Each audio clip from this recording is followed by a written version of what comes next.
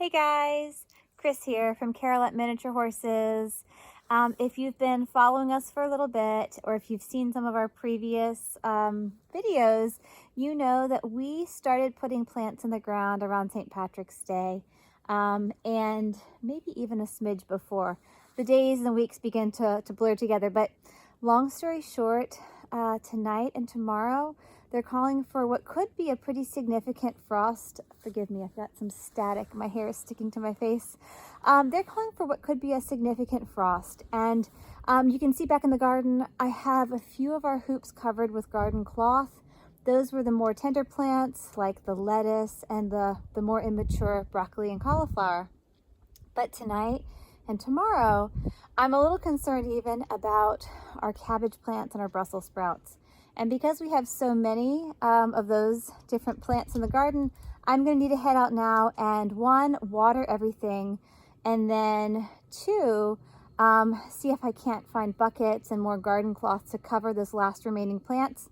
The real little guys that you see behind me on the porch, they will still go inside and they will not be nipped by frost tonight. But my task right now is to go and to try to do my very best to help preserve everything that's in the garden. So this is Virginia, this is March, it's now late March, and you know, this is just the weather we have. You know, it gets warm and sunny for a few weeks, and then we have a couple of cold snaps. So it's just going to be for a couple of nights, but I do want to go and do what I can to try to protect everything so they don't get stunted. So, all right, why don't you come on out with me? As I'm out here preparing to work in the garden for a bit, I thought I would check on our minis. We have Clover. I don't know if you can see him. He might come out here in a moment. He is munching on some hay in the stall there. He's been in his dry lap paddock for the day. And then over here at the far end of our ring, we have our other four, and they're happy grazing. Everyone seems pretty content this afternoon. It's a little cooler than the previous few days. There's a small breeze blowing, but the minis are very happy.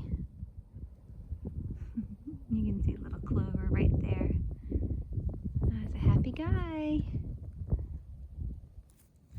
So here I have a few buckets of water. I'm going to water everything by hand with a cup so that I can do my very best to water the ground and not the actual leaf.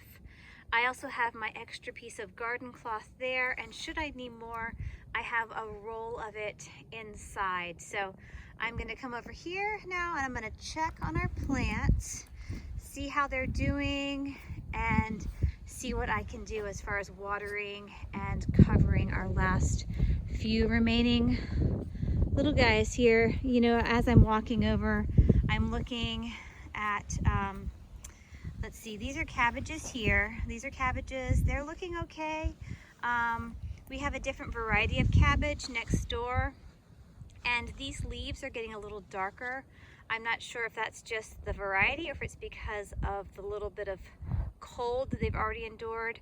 And then here on the end, these are our Brussels sprouts, which are still quite small. So I definitely want to do what I can to cover these plants and give them every chance at really having a very productive spring. We use all sorts of random lumber in the garden. You'll see throughout the season. This particular piece of 4x4 is just helping to hold down the end of our garden cloth. But I have gone ahead and used these little clips to help hold the cloth to the frame here. So I'm just going to go around now and unhook all of my clips on this one end, and that way I can hopefully peel back the cloth and then have access to the plants underneath. Here we have, I'm gonna guess broccoli. I'll have to check the tag. Just beginning to uncover it here so we can water everything. And our little tag is right here. What do we have? Yes, I believe this is broccoli. I'm gonna have to make a new tag. You can barely read that, but it looks like it has broccoli on it. So Here we go. You know, these plants are real small. They've been in the ground for about a week now, and I'm just gonna give them a little water, but I can see the ground is still moist, which is good because it's been a couple of days since we watered them last. So this is our little baby broccoli plants. Here we have our sugar snap peas. I've never really had any trouble with them having an issue with frost, but I'm going to give them a little drink of water. They're kind of all along this fence line here, and they should be just fine. I have just finished watering my broccoli plants here, and because it's a bit breezy, you can see maybe the wind is blowing my cloth about. I'm going to go ahead and stretch the garden cloth back over the broccoli and secure it with my clips here on the ground. And that way, when I unclip the other side to have access to the cauliflower, my garden cloth won't go billowing. So I'm going to do that now, and then I'm going to kind of do this in stages. Then I'll move to the other side, I'll unclip, and I'll do more very careful watering. It's important that when you're watering this time of year, when you know it's going to get really cold, because it's later in the day, it's important to water the plant and the ground, trying not to get too much water though on the leaf. If it were earlier in the day or warmer, and I didn't have to worry about the plant leaf staying wet, I could more kind of liberally just water everything. But because I know it is going to get cold here pretty soon, it's about 4:30 in the afternoon right now, I'm trying to be really careful to make sure that I'm not getting too many droplets of water on the leaves that might not have time to dry before the temperatures drop. So just one little tip there. The next section that we have uncovered here in the middle, this green kind of trough looking thing, it's a planter. We're actually using it as kind of a hoop, just something to hold the ground cloth up. But in this planter here, we have a bunch of cauliflower, and then we have more cauliflower. It's currently in the shade here, it's a little hard to see, but we have another row of cauliflower. We actually had 3 rows of cauliflower, which is a lot. But we also know that some of these small tender plants likely won't make it to maturity, and so we did plant a pretty hardy crop of cauliflower. My next task is to water these real well and then to cover them. And then beside the cauliflower over here, I showed you a moment ago, these are cabbages, and we have the hoops in place. I just need to find that third garden cloth so that we can cover them up. As I more closely inspect my cauliflower, I'm really happy to report that some of these plants are doing really well. They are standing up nice and tall, and yeah, I'm really happy. I think some of them, especially on this half that I'm showing you now, they look like they're responding really well to having been put in the ground. Up here closest to me, the verdict is still out on some of these guys. You know, I put the smaller, less likely plants to survive on the ends, knowing that if anything's going to get nipped by the cold, it will be those that are on the end, most likely. So here are the hardiest, sturdiest cauliflower plants that we currently have, and I'd say they're looking pretty good. It's just now approaching late March. I sometimes get the impression that my cats think that the garden is their personal playground. They love to go under the cloth. I know it's nice, it's warm, right? Can't really blame them. But it's a little hard on the plants to have the cats climbing in and around. It's another reason I try to secure the cloth as much as I can. I put, sometimes I'll put pieces of wood on the ends. This one I see I don't have a piece of wood on the end, and I probably should get one just to kind of deter the cats. But the cats love to play in and around the garden plants. Because of that, they're quite hard on the garden cloths, and so they only last me a couple of seasons before I have to turn them in and get new ones. But this is Shrimp here, you know, he's trying to help. I'm sure he's trying to help, right? Well, they're funny. I can't blame them, you know, this is their place too, their home. I have just finished covering up the cauliflower and the broccoli plants, and I have a few more small little clips that I'm going to put right here on the edge of the green planter, which is acting as a bit of a hoop holder in a sense. You know, I didn't have enough hoops for so many plants this year, and so I'm using this green thing, but I'm gonna put these little teeny clips on it just to keep the wind from billowing and blowing our cloth around too much. So that's what I'm doing now, and I think our little friend shrimp, is he still there? Yeah, he's so cute. He's taking a little nap. He's so cute. He'll sleep anywhere.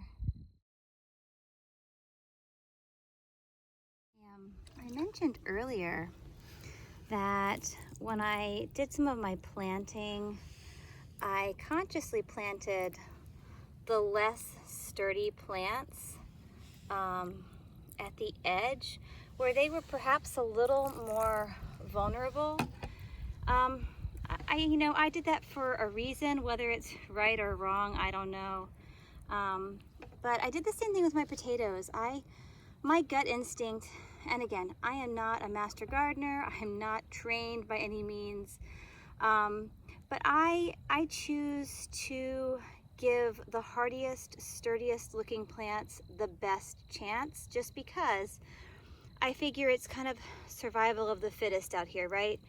Here's a real small little plant.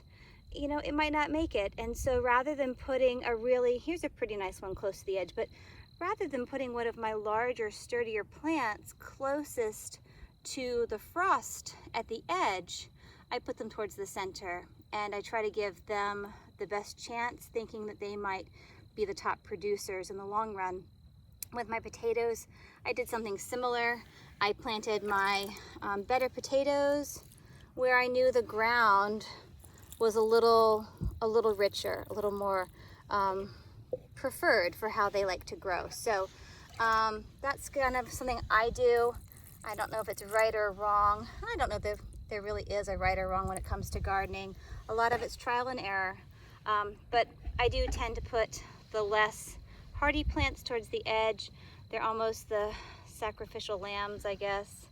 And then the sturdier ones, hardier ones, healthier ones, I tend to give the better soil or the more optimum position. You can see here our lettuce plants. They don't look fantastic yet, but that's not uncommon. You know, once you put young, tender plants in the ground, it's not uncommon for them to kind of die back a little or take a little bit of a hit. And then once the roots really establish and the temperature's warm for good, they should then perk up, and I imagine they're gonna look really, really nice here in another week or two. So again, this is our lettuce, and given the time of year, I think it's doing pretty well. Something I can see here though that is a really good sign is deep inside this head of lettuce, you can see lots of nice, tender, bright green leaves that are growing. That is a very good sign. Even though the outer leaves look a little wilted, the heart of the plant seems to be doing really, really well. And here's our cat, Bruce. Again, the cats, they do love to come under here. I always cross my fingers and toes that they don't damage anything, but they like to come in here and play. That could have been another reason why I had not put a piece of wood on the garden cloth we previously saw. I may have intentionally left one end open for the cats. Otherwise, they have a way of ripping the cloth sometimes. You know, where there's a will, there's a way. There's Bruce. What a handsome boy. What you think, Bruce? It's a warm place to rest.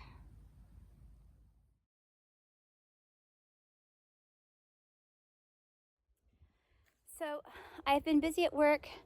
I've been able to cover pretty much everything. All of the plants along here have been covered.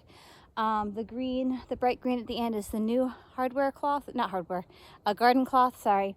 But what I have here behind me, this lovely array of buckets. It's the old bucket trick.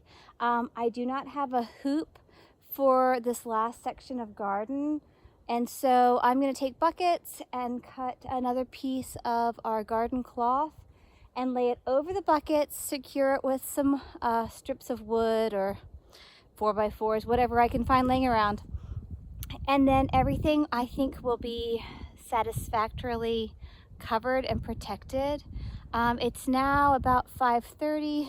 The sun is getting a little lower there, but I feel pretty good. You know, I watered the potatoes here behind me after I watered all of the other garden plants, and so everything should be good to go for tonight and tomorrow.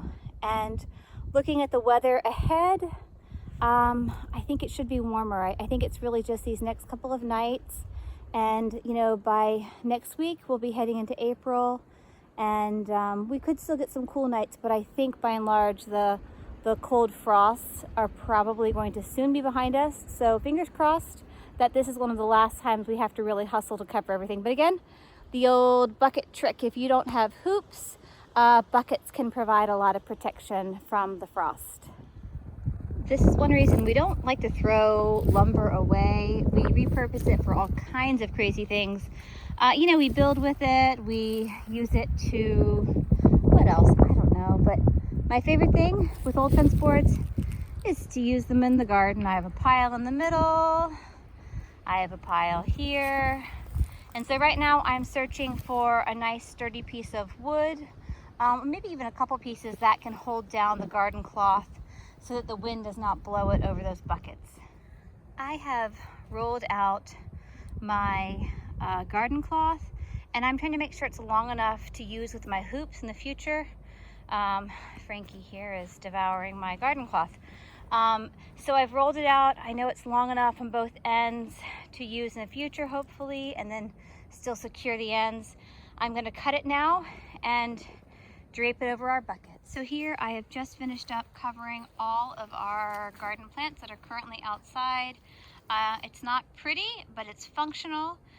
We are using all sorts of hoops and buckets and garden cloth covers, 4x4s and fence boards, all sorts of lumber helping to hold down the garden cloth. We've also got it clipped down, but sometimes the winds are such that you know, the cloth still can billow away. So we've got the cloth well secured as best we can. I am seeing that there's one spot on the end here that I still need to get one more piece of lumber for. We've put some buckets over the really tender plants at the edge where they are still likely to have a little cooler temperature. And then the last area that we just covered with buckets is right here. These were the little lettuce plants. I moved the hoop to cover a larger volume of plants. So the lettuce has been covered with buckets, and it now has a garden cover over it, and we have used some old landscape timbers that are not in very good shape, but you know what? They are perfectly sufficient for what we're using them for here. So there's a look. Everything has been covered and protected and tucked in for the night. They are predicting a low of 33 in our area, and generally speaking it gets a few degrees cooler here at the farm, so we could very likely see temperatures in the upper 20s overnight, and that could be a pretty significant frost for these plants. So they're covered, they're protected, and they are good to go now. I know I mentioned earlier in this video that I do use buckets, and here I have the buckets that are covering the smaller plants at the very edge of the hoops because that is where the frost is most likely to nip in. And I also use them to cover the lettuce or other like single plants. So hope you enjoyed these tips. I hope you have a great day, and check back soon, guys, because we're always up to something in the garden. Bye.